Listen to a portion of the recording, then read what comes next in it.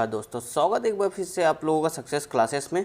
देखो हम लोग जो कि एस पांडे जी का जो बुक था सोशियोलॉजी ऑप्शन के लिए वो कवर कर रहे थे और उसी क्रम में देखो कार्ल मार्क्स के जो थिंकर थे उनको हम लोग देख रहे थे, राइट। तो अभी तक देखो इसमें हमने द्वंद्वात्मक भौतिकवाद का सिद्धांत, ऐतिहासिक भौतिकवाद का सिद्धांत और ऐतिहासिक भौतिकवाद का समकालीन संदर्भ वो लास्ट वीडियो में हमने ये देखा था, ठीक है। आज हम देखेंगे इनका जो उत्पादन विधि वाला टॉपिक है उसको हम देखेंगे, यानी मोड ऑफ प्रोडक्शन वाला टॉपिक है। उसके बाद आपको देखो यहाँ पे दो मुख्य टॉपिक जो बच जाएगा, क्या वर्ग संघर्ष और अलगाव वाला जो कि टॉपिक बच जाएगा, उसको भी हम लोग एक दो दिन में खत्म कर देंगे, राइट। तो उत्पादन विधि वाला टॉपिक देखो यहाँ पे शुरू करने पर ये देखो हमारे कार्ल मार्क्स जी जिनके विषय में हम लोग पढ़ रहे हैं, समझ रहे हैं, इन्हीं के विचार को जो कि देख रहे हैं, ठीक है। तो यहाँ से हमारा जो कि उत्पादन विधि यानी मोड ऑफ प्रोडक्शन वाला जो टॉपिक है वो स्टार्ट हो जाता है। इस पर भी देखो यूपीएससी मेंस में जो कि काफ़ी बार जो कि क्वेश्चन आया हुआ है, राइट। तो चलो ये अगर आपने मेरा पहले वाला वीडियो देखा है कार्ल मार्क्स का, तो आपको ये उत्पादन विधि जो पढ़ने में काफ़ी आसानी होगी। कोई मुश्किल वाला काम यहाँ पे नहीं है, इसको समझना, इस टॉपिक को काफ़ी सिंपल है, ठीक है। तो चलो यहाँ से हम लोग शुरू करते हैं। आज का पहला टॉपिक हमारा क्या है, थोड़ा सा इसको मैं छोटा कर लेता हूँ, ज़्यादा बड़ा है पेन, ठीक है। चलिए शुरू करते हैं। तो देखिए यहाँ पे कहा जा रहा है, एस पांडे जी लिखते हैं उत्पादन विधि में कि ऐतिहासिक या सामाजिक परिवर्तन की भौतिकवादी व्याख्या करते हुए मार्क्स ने समाज के अधोसंरचना के रूप में उत्पादन प्रणाली यानी मोड ऑफ प्रोडक्शन की अवधारणा को रखा था। यानी ये आपका मोड ऑफ प्रोडक्शन क्यों आया था, जो हमारे कार्ल मार्क्स जी हैं वो देखो जब सामाजिक परिवर्तन या ऐतिहासिक समाज की बात कर रहे थे या फिर सामाजिक परिवर्तन की जब बात कर रहे थे, तो वहाँ पर जो इसका सामाजिक परिवर्तन का जो मुख्य कारक था, केंद्र बिंदु था, वो क्या था हमारा मोड ऑफ प्रोडक्शन यानी कि अर्थव्यवस्था या फिर उत्पादन प्रणाली एक ही बात है, ठीक है। उत्पादन प्रणाली को ही केंद्र बिंदु में रख के ही जो कि मार्क्स सामाजिक परिवर्तन की बात करते थे। यानी कि मार्क्स कहते थे कि अगर उत्पादन प्रणाली में परिवर्तन होगा तो समाज में भी परिवर्तन हमको देखने को मिलेगा। अब ये कैसे होगा ये हमने काफ़ी डिटेल से लास्ट वीडियो में हमने देखा है, ठीक है। तब देखो यहाँ पे आगे बोलते हैं मार्क्स जी, मार्क्स के अनुसार किसी समाज में वस्तुओं एवं सेवाओं के उत्पादन एवं संगठन के तौर तरीकों को उत्पादन प्रणाली कहते हैं और जो समस्त सामाजिक व्यवस्था का आधार होती है, और इसी आधार पर सभी सामाजिक, आर्थिक, राजनीतिक और वैचारिक व्यवस्थाओं का निर्धारण होता है। वही बात यहाँ पर करेंगे मार्क्स जी कि जो आपका अर्थव्यवस्था यानी उत्पादन प्रणाली वही देखो सभी सामाजिक अंगों का आधार होता है, उसी के आधार पर जो कि समाज में परिवर्तन होता है। यानी कि अगर आपका आर्थिक प्रणाली में परिवर्तन होगा तो समाज में भी परिवर्तन होगा। अब देखिए जो उत्पादन प्रणाली इसके मुख्य रूप से देखोगे दो पक्ष होते हैं, पहला उत्पादन की शक्तियाँ, दूसरा उत्पादन के संबंध। अब उत्पादन की शक्तियाँ देखो दो भागों में हम बांट के बताया गया कि क्या क्या है। पहला तो जो आपके उत्पादन के साधन है, जैसे कच्चे माल है जो उसको पक्के माल में कन्वर्ट करना, इसको कन्वर्ट करने के लिए जो उपकरण वगैरह मशीनें लगेंगी, ये क्या है आपके उत्पादन के साधन। यानी जो आपका उपकरण मशीन यूज हो रहा है कच्चे माल को पक्के माल में कन्वर्ट करने में या उसको प्रोसेस करने में, जिसको क्या बोले उत्पादन के साधन बोल रहे हैं। दूसरा इसमें जो कि उत्पादन की शक्ति में एक और जो पॉइंट है क्या आपका श्रम शक्ति, यानी जो मानव लेबर यानी जो ह्यूमन लेबर लग रहा है, उसमें जो ह्यूमन का आइडिया लग रहा है, इनोवेशन लग रहा है, R&D लग रहा है, मतलब ह्यूमन ने जिस तरह से जो कि इसमें डेवलपमेंट किया है विकास को आर्थिक प्रणाली में, तो वो जो आपका श्रम शक्ति लग रहा है मानव का, वो जो कि इसका एक उत्पादन की शक्ति है। तो दो उत्पादन शक्ति है, एक उत्पादन के साधन यानी जो कच्चे माल से जो कि हम पक्के माल में इसको कन्वर्ट करें वो चीज़, दूसरा श्रम शक्ति, ठीक है। या फिर कह सकते हो कि मनुष्य के कार्य करने की क्षमता। तो ये क्या है उत्पादन शक्ति को निर्धारित करती है। फिर दूसरा देखो यहाँ पे एक सेकेंड टॉपिक क्या था इसमें, उत्पादन संबंध, यानी आर्थिक उत्पादन प्रणाली के दो पक्ष थे, उत्पादन शक्तियाँ और उत्पादन संबंध। हमने उत्पादन शक्तियाँ देख लिया जिसमें क्या था उत्पादन के साधन वो श्रम शक्ति यानी कि मानव की कार्य क्षमता, और दूसरा उत्पादन संबंध। उत्पादन संबंध में देखो यहाँ पे बताया जा रहा है, थोड़ा सा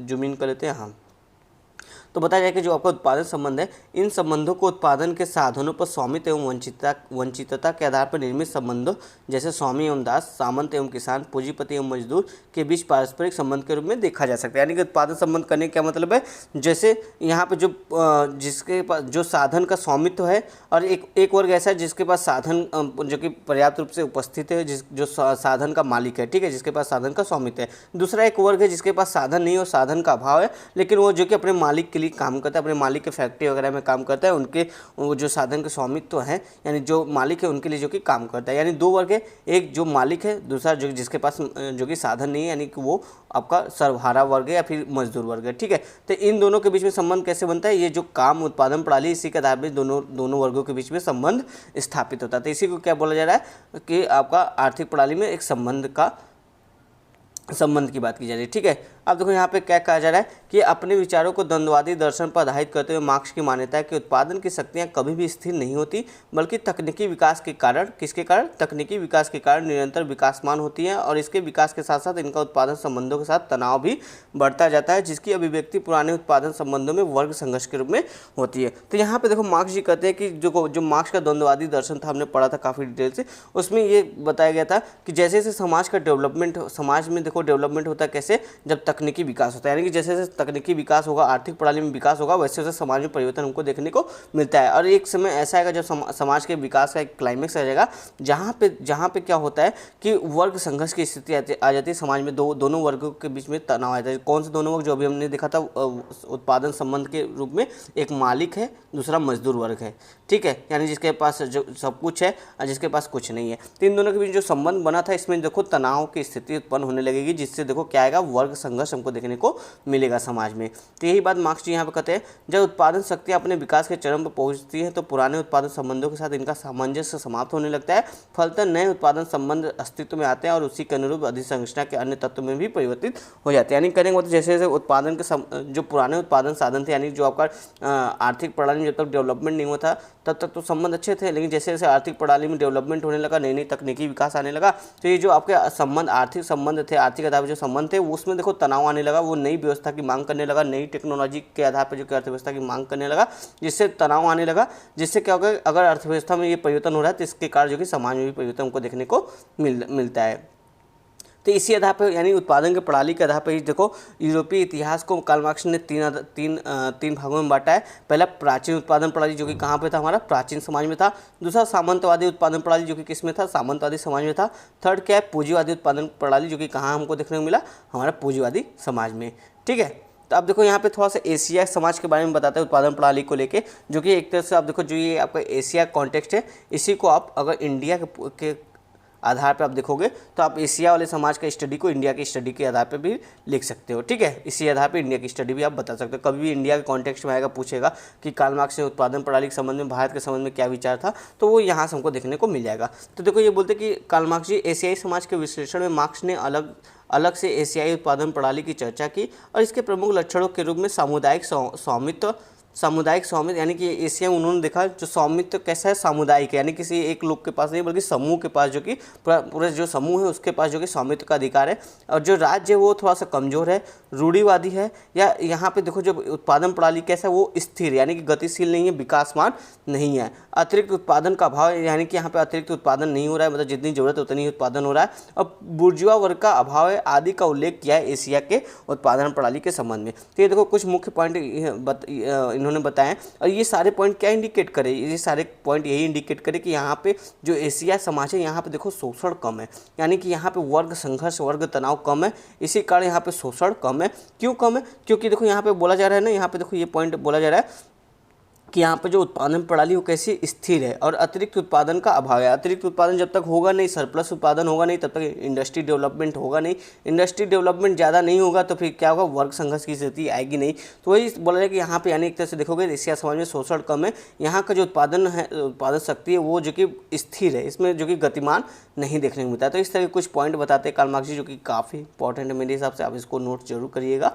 एशिया के संदर्भ में या फिर इंडिया कॉन्टेक्स्ट में आप ये पॉइंट कार्ल मार्क्स का उत्पादन प्रणाली के संदर्भ में लिख सकते हैं। ठीक है, फिर देखो आगे बोला जाता है यहाँ पे एक सेकेंड, थोड़ा सा इसको छोटा करते हैं, मतलब ये सब पॉइंट तो रिलेवेंट नहीं है, यहाँ वही सब रिपीट हो रहा है। हाँ, यहाँ से आप देखो फिर आगे बोला जा रहा है कि मार्क्स का मानना है कि इतिहास के उद्विकास क्रम में यह अवस्था भी स्थायी नहीं है। यानी आपका जो देखो जो विभिन्न समाज में अवस्थाएं आए, जैसे सामंतवादी समाज आया, ठीक है, फिर कृषक समाज, फिर आपका पूंजीवादी समाज आया, तो जो ये सभी समाज की अवस्थाएं ये देखो स्थायी नहीं है, इसमें हमेशा जो कि चेंजेस वगैरह हमको देखने को मिलेगा। फिर देखो यहाँ बोला है कि उत्पादन की शक्तियों में होने वाला निरंतर विकास पुराने उत्पादन संबंधों को तोड़कर नए उत्पादन संबंधों की रचना करेगा, जिसे मार्क्स ने साम्यवाद की अवस्था कहा। यानी कि जो आपका पूंजीवाद, वर्तमान जो पूंजीवाद समाज चल रहा है, इस समाज का भी अंत होगा, इसमें भी संघर्ष देखने को मिलेगा। इसके बाद जो हमारा समाज आएगा वो कैसा होगा, साम्यवाद की अवस्था में होगा। इस अवस्था में आदिम साम्यवाद की तरह उत्पादन के सभी भौतिक साधनों को संपूर्ण समाज का स्वामित्व हो जाएगा। फलतः सहयोगी उत्पादन संबंधों के साथ संयुक्त होकर मनुष्य की प्रकृति दोहन करेगा और अपनी आवश्यकताओं को पूरा करेगा। यानी कि ये साम्यवादी समाज कैसा होगा उसकी जो कि कैरेक्टर बता रहे हैं इन्होंने। बार जो पूंजीवादी समाज जब समाप्त होगा उसके बाद जो नया समाज आएगा कौन सा आएगा, साम्यवादी समाज होगा। और जो साम्यवादी समाज है वो देखो आदिम साम्यवाद समाज की तरह होगा, यानी जो हमारा सबसे पहला समाज था उस तरह की होगा कि यहाँ पे क्यों, क्योंकि यहाँ पे देखो कोई वर्ग नहीं हुआ है, यानी कि यहाँ पे जो पूंजी है उस पर देखो पूरे समाज का संपूर्ण समाज का स्वामित्व होगा। किसी कुछ लोगों के पास जो कि पूंजी नहीं होगा, यानी उत्पादन के साधन जो कि कुछ ही लोग के पास नहीं होंगे बल्कि पूरे समाज में ये वितरित होगा। इसलिए यहाँ पे वर्ग नहीं होंगे, वर्गविहीन समाज होगा ये आपका साम्यवाद समाज।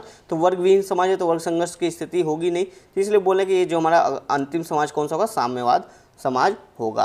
तो इस तरह से यहाँ पे पूरा डिटेल में जो कि उत्पादन प्रणाली के आधार पर समाज की व्याख्या है जो कि यहाँ पे हमने देखा। अब देखो इसकी कुछ आलोचना की जाती है। आलोचना अगर आप देखोगे तो ये पहले वाली आलोचना है, थोड़ा सा शॉर्ट में यहाँ पे वही सब बातें की जा रही है। जैसे देखो यहाँ पे बोला जाए कि मार्क्स ने अपने ऐतिहासिक भौतिकवाद सिद्धांत में उत्पादन प्रणाली को सामाजिक परिवर्तन का प्रमुख एकल प्रेरक तत्व या समाज का आधार माना है। ठीक है, यानी मार्क्स जो है वो जो हमारा सामाजिक परिवर्तन है उसका प्रमुख आधार क्या माने है, उत्पादन प्रणाली को ही माना है, उत्पादन प्रणाली को ही माना है। उनका जो ये विचार है या जो दृष्टिकोण है ये देखो बहुत ही कमजोर या फिर बहुत ही संकीर्ण दृष्टिकोण बताता है। ठीक है, क्यों, क्योंकि समाज में देखो जैसे मैक्स वेबर बोलते हैं धर्म है, डेनियल बेल बोलते हैं शिक्षा, और गुन्ना मिडल बोलते हैं जो राज्य है, ये देखो मुख्य कारक है जो सामाजिक परिवर्तन लाते हैं। लेकिन जो आपके कार्ल मार्क्स जी हैं वो इनकी बात नहीं करते, वो मुख्य बल किस पे देते हैं, अर्थव्यवस्था यानी आर्थिक कारक या उत्पादन प्रणाली पर ही बल देते हैं। तो इस वजह से बोला कि इस वजह से इनकी जो कि आलोचना भी की जाती है। अब देखो यहाँ पे कहा जा रहा है कि मार्क्स ने मानव समाज के उत्पादन प्रणाली के विकास या अर्थव्यवस्था के विकास के विश्लेषण को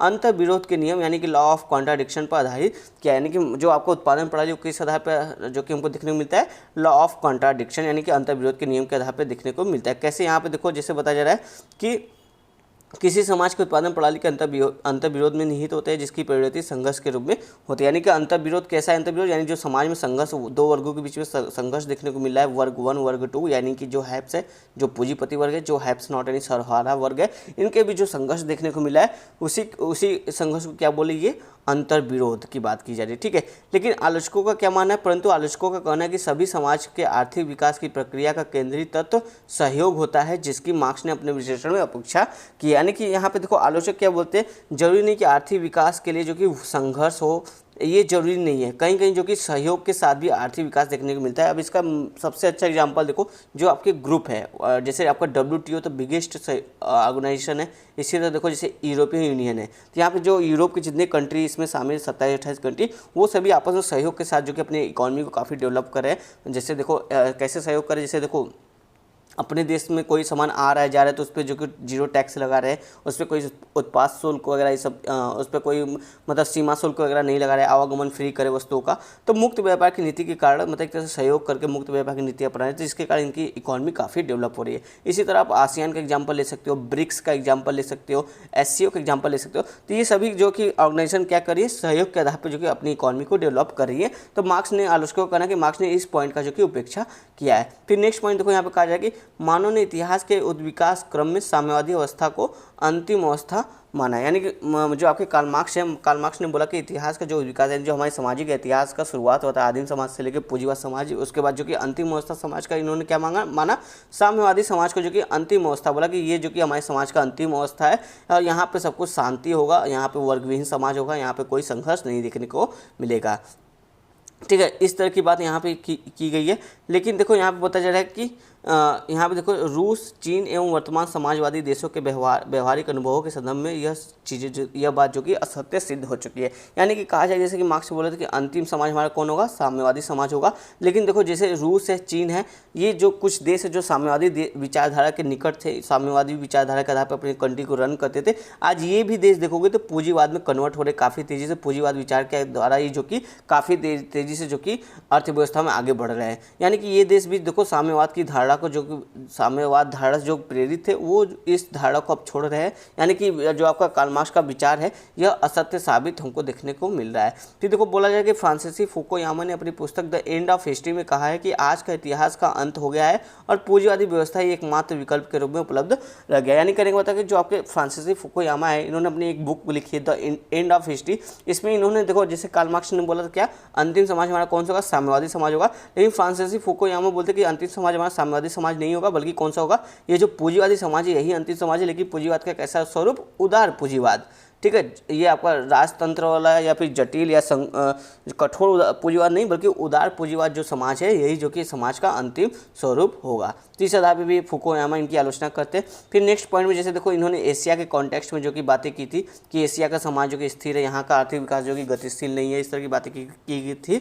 तो उस पर भी जो कि मार्क्स की आलोचना होती है। तो बोला जाए कि मार्क्स द्वारा प्रस्तुत एशियाई उत्पादन प्रणाली का विचार भी न केवल यूरोप केंद्रित है अपितु तथ्य रहित भी है, जो एशिया के बारे में अपरिवर्तनशीलता की धारणा को प्रकट करता है, जिसकी इतिहास में कहीं पुष्टि नहीं होती है। कैथलीन गफ, नाम ये याद रखना इंपॉर्टेंट है, कैथलीन गफ ने भी भारत के अपने अध्ययन में एशियाई उत्पादन प्रणाली का परीक्षण करके मार्क्स के विचारों का खंडन किया। यानी मार्क्स ने बोला था कि एशिया का जो अर्थव्यवस्था वो स्थिर है, अपरिवर्तनशील है, उसमें परिवर्तन ज़्यादा हमको देखने को नहीं मिलता। लेकिन हम देखें, अगर इतिहास में देखें, भारत का इतिहास देखें या फिर एशिया का इतिहास देखें, तो ये बात कहीं भी सत्य प्रतीत नहीं होती, जिसको जो कि कैथलीन गफ ने अपनी स्टडी के द्वारा साबित भी किया है।